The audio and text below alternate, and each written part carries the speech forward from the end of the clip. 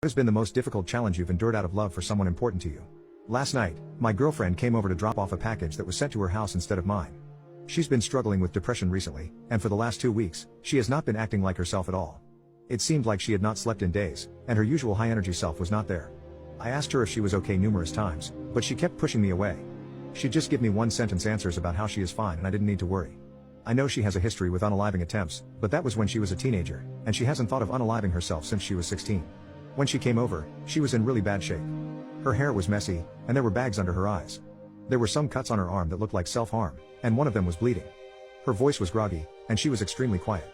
She came into my apartment, put the package on the kitchen counter, said goodbye, and tried to leave immediately. She thanked me for being a good boyfriend, which caught my attention. I felt a sense of doom, so I stepped in front of the door and told her to stay for the night. She told me to move, but I said she was not in a good condition to drive, and something bad might happen.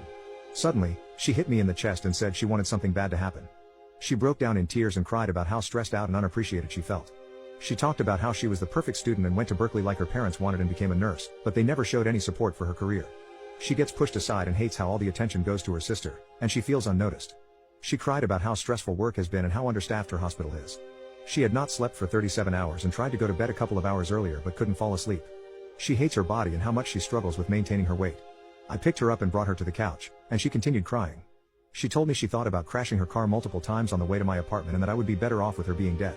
She finished off by saying she doesn't feel human and how difficult it is for her to get out of bed. Then she fell asleep in the middle of crying. All of that happened in a span of about 10 minutes. I laid her down on the couch and put a pillow under her head. I stopped the bleeding on her arm and put some bandages on the wound after I cleaned it. I put a blanket over her and stroked her hair for a while. I started crying while watching her sleep. I knew she was going through a rough time, but I did not know how bad it was. I got a blanket and pillow and slept in front of the couch in case she woke up. It's 10 a.m. right now, and she's still sleeping. She's been asleep for 14 hours and has not moved. I don't know what condition she's going to be in when she wakes up, but I hope she is calm and open to talking about getting help.